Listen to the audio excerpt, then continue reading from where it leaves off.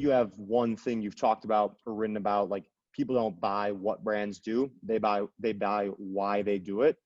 How does social media kind of amplify that thought? And it's really changed, I'm sure, over your career working in marketing. Yeah, I mean, so Simon Sinek, he nailed that. That was his provocation. People don't buy what you do; they buy why you do it. Nailed it, because of this identity congruence that guide our behavior, not just in consumption, but in all things that we do that have meaning. What social networking platforms do in the media of people, that is social media, it helps us send signals to people who are like us, people who are in our networks, what is acceptable, right? It helps us understand how we collectively evaluate and ultimately what is legitimate, what is acceptable.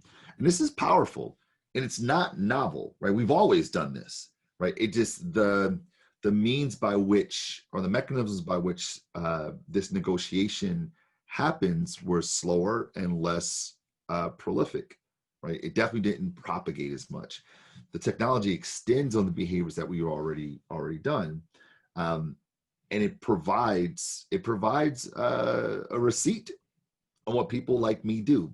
Example, 10 years ago, like everybody knew that R. Kelly was a dirtbag.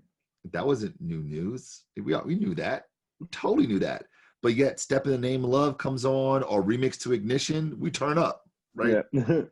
But a few years ago, 2 years ago now, Surviving R. Kelly documentary comes out.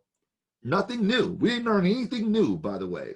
Surviving R. Kelly comes out, and we now have a public debate, right? We get to observe public discourse about where people like me stand on this issue. And as we watch our people negotiate, like, I'm done, R. Kelly's trash, he's no longer invited to the cookout, we go, oh. And we see that happening more and more and more. What we're observing for people saying things, commenting on things, liking things, retweeting memes that have meaning as well. We go, oh, okay, I see now that people like me don't do this. People like me are over R. Kelly, so I need to be over R. Kelly as well. At least present myself as if I'm over R. Kelly, right? Yeah. This is what the media of people that happen on that is exchanged on social networking platforms have done. They have created more visibility and more transparency to the negotiation process that happens within the social actors among our social actors within the networks to which we subscribe. And that is unbelievably powerful. It's always happened. It's not new. It is the extent to which it happens, the fidelity by which it happens, is accelerated. And social media right now is definitely a very powerful place, but just kind of in terms of negotiating, and I want to shift gears a little to some of the work you've done in sports. Like, one area that's non-negotiable is the State Farm work that you've done. I mean, I'm a huge fan of the Cliff Paul campaign and everything surrounding that. And what makes it special to me is that you don't always expect an insurance company to really have a brand voice within sports. And you really were leading that charge. So what was your approach to doing something different, and how did you go about making that come to life, not only in commercials, but like in person? Yeah. So, borrowing from, well, first of all, thank you for that. Borrowing from Simon Sinek's provocation, people don't buy what you do, they buy why you do it. So the question becomes, well, State Farm is an insurance company, one called a financial services company, but what do they believe? And that was the first thing I authored for them, was like, State Farm exists to help people. Like, we're there to help people live life more confidently every day.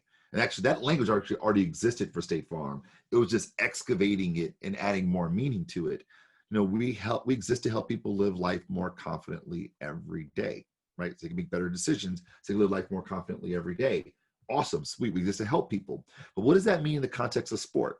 Like, because if that's what we believe, then that conviction should give us license, or should be the license that gives us authority, gives us permission to participate in things that are more than just financial services and insurance. So we exist to help people.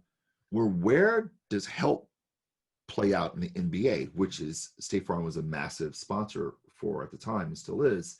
So, well, actually, there's actually a statistic in basketball and the NBA called the assist, where you help people. And not unlike insurance, the assist isn't sexy. No one tunes in to see the highlight assists of the week. No one cares about that, right? But it is pivotal. It is important. It's critical to the sport. And that became our way in. Oh, assists, right? We just to help people, we assist you off the court and on the court. And now who owns the assist in the sport of basketball in the NBA? The point guard. All right, who was the most brand friendly and kind of go-to gold mark point guard at the time? Chris Paul. On May 6th, 1985, identical twins were separated at birth. Despite their different upbringings, they shared one invaluable trait. They were both born to assist. Chris Paul was destined to become the ultimate team player. Cliff Paul was destined to lead a life of helping others. And that led him to become a State Farm agent.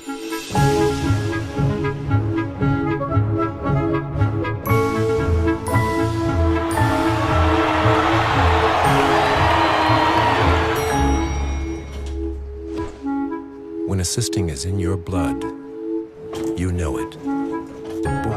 Now, we got the assist as the way in. We're going to go out. We're going to play the role of the point guard. How might we do this? And what birthed out of this was this idea of, what if we started a rumor? We started a rumor, like basically kind of borrowing from the Blair Witch Project. How do we create this sort of this idea, even in like a Orson Welles War of the Worlds?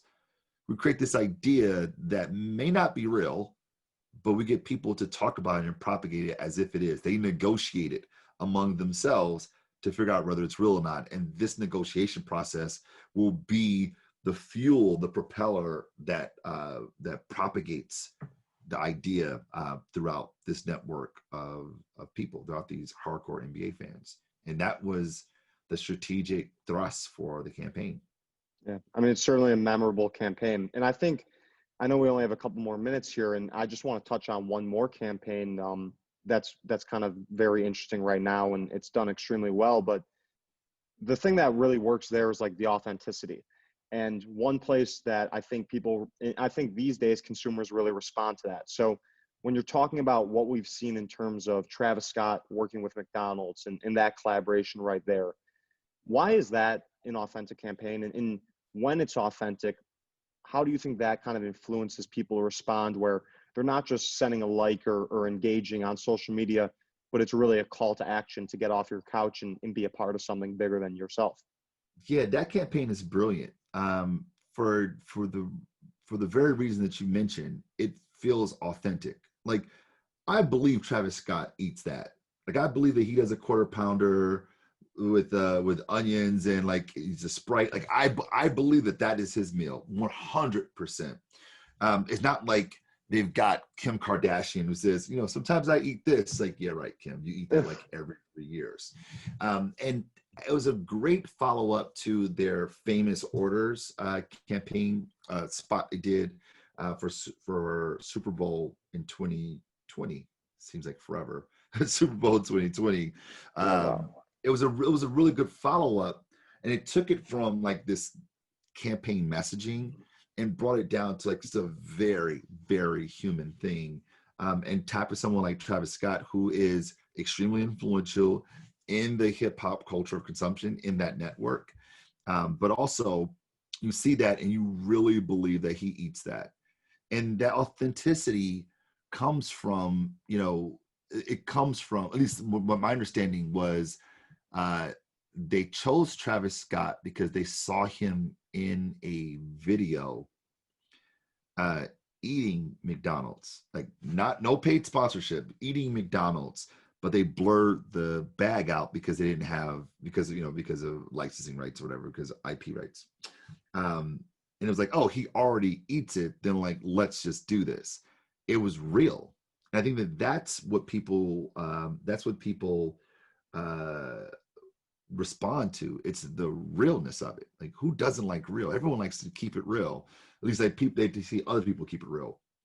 And I think that the Cactus Jack campaign does a really great job of that, and they're continuing to roll it out by having other people do their famous order. And the other part about this, I think, is just brilliant, is that there's nothing super unique about his order. So the Travis Scott Cactus Jack could be the Marcus Collins. It's like, that's exactly the way I eat my burger. That's great. And I mean, it feels so democratized that like anybody can order that thing, which is actually brilliant for McDonald's because it doesn't really mess up their supply chain or their the burger actually sold out, but it doesn't mess up their operations because it doesn't require an extra, an extra step or extra ingredients or anything like that. I mean, bringing kind of on that note of like, it could be the Marcus Collins burger. Like, I think bringing sometimes this larger than life talent down to like a human level, like he's just going through a McDonald's, having a burger with his friends, just like any of us would do. Right. Socially distanced, of course, but it really does humanize it, and it makes you kind of feel that you're one and the same, and you can really relate to his music and just become more of a fan than you may have been. And I think that's like the cool, not the cool part, but that is the interesting part about COVID to me, the pandemic, the shutdown, is that you, like right now, especially like in March and April in the early times, like everybody and their mama was at home. Like they're at home. Everybody's at home. Everybody's on their couch. Like that is a very unifying thing to know that we're all doing the same thing right now.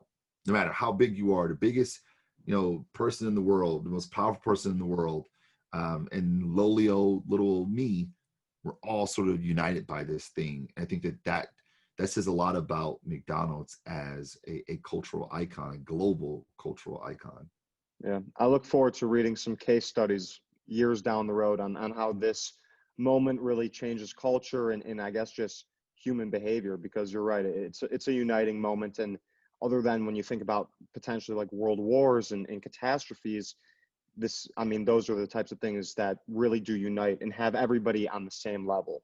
So Amen. It'll be interesting. One more question, and I just want to go into a little bit of advice for some of the people watching this who may want to get into marketing for brands or advertising, whatever it may be. So definitely have a lot of Brooklyn Nets fans out here. I'm personally a Chicago Bulls fan, but such an exciting time for the Nets. And I'm sure a lot of these people are very happy about kind of the new image and hype surrounding the team. And that really did start with the campaign that you brought out, the Hello Brooklyn. So what was your thinking there in terms of really like reinventing the image of a franchise that not only had like a little bit of an older logo, but just a feel on the court and kind of throughout just everything surrounding it? We were taking something from New Jersey and bringing it to New York, which is a tall order. New Yorkers don't really favor anything from New Jersey except for Bruce Springsteen and maybe. But outside of that, like it's just there's an inherent tension. So this wasn't outside of taking the name, the Nets. We weren't taking much with us. In fact, we didn't even know what we were going to have. We didn't know which players were going to stay. It was a lot of things up in the air. So instead, we decided to focus on the network. We decided to focus on Brooklynites. And what do we know about Brooklynites? They are unbelievably proud. And we decided to stoke Brooklyn pride, using Brooklyn pride as a means to bring people together. So brought a page from Edward Bernays' propaganda theory, where we identified an enemy of the state, which inherently exists for Brooklyn, and that is Manhattan. So we declare an enemy of the state as a means to bring Brooklynites together, and the Brooklyn Nets becomes their badge of identity. They become their receipt of being a Brooklynite, and the team therefore becomes a consumption vehicle for being a part of Brooklyn. Yeah, it's really amazing when you put it that way. I mean, I think everybody, not only in Brooklyn, but around the NBA, feels like an enemy of the Knicks. So we can all come together on that one. And now I just want to end off with, I mean, you've been throughout the industry, you've been with brands, with tech companies, and really have seen it all. I mean, how do you what's your advice in terms of like networking and just following your passion to achieve high goals? I think being very focused on what success looks like. People say follow your passion. The origin of the word passion is struggle, is suffering, right? What are you willing to suffer for? I think that's something that you have to be very honest with yourself. Like if you say, this is something I'm willing to go to the mat on. It's going to hurt, even if it doesn't work out the way I want to or hope it would. It's still going to be worth it. Like that is what you have to commit to. But ultimately, this is just about like having a very clear vision of where you want to be and committing yourself to it. Thank you so much for taking time. I hope to all my viewers, you guys really enjoyed his insight. The scientific and human approach to everything is definitely something I haven't heard before, and it's just extremely interesting. And it's a Friday, so hope you have a nice weekend, but thanks so much for taking the time. Same to you. Take care. Thanks so much, Jacob.